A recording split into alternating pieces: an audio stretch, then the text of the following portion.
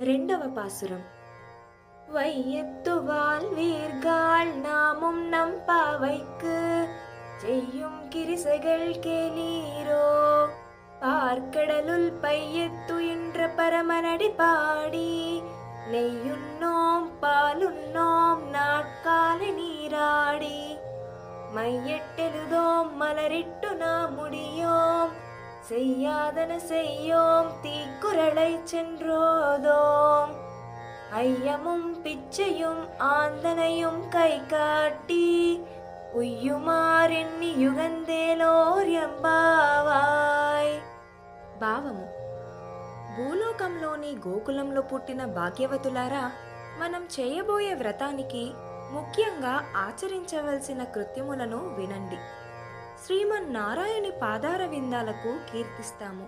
అతనితో కలిగిన విశ్లేష సమయాన ఇతరములైన ఎట్టి భోగ్య విషయాలను తలచము.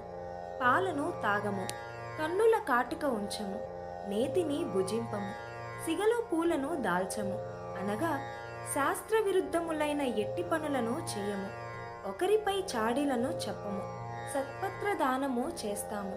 సన్యాసులకి, బ్రహ్మచారులకి సత్పత్ర దానము చేస్తాము. ఇంకను ఉజ్జీవించు మార్గములేవైనా ఉన్నా వాటిని ఎరిగి సంతోషముతో ఆచరిస్తాము. ఇలా ఈ ధనుర్మాస కాలమంతా కొనసాగిస్తాము. ఇదే మన వ్రతము. అవతారిక.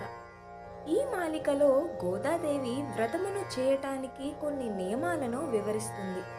శ్రీకృష్ణునికి అంకితం కావటం ముఖ్యమైన నియమం.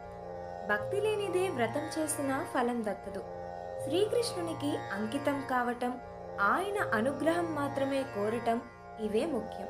ప్రత్యేకమైన విధులు నియమాలు అంటూ ఏమీ లేవు. శ్రీకృష్ణుని యందు ప్రీతితో ఏది చేస్తే అవే నియమాలు అంటుంది గోదాదేవి. వయ్యత్తు వాల్వీర్గాన్.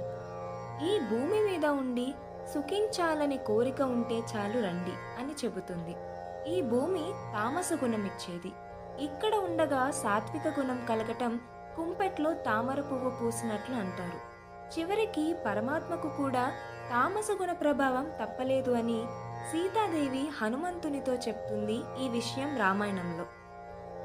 నామున్నం పావైక్కు. ఒకరిని కష్టపెట్టే వ్రతం కాదు.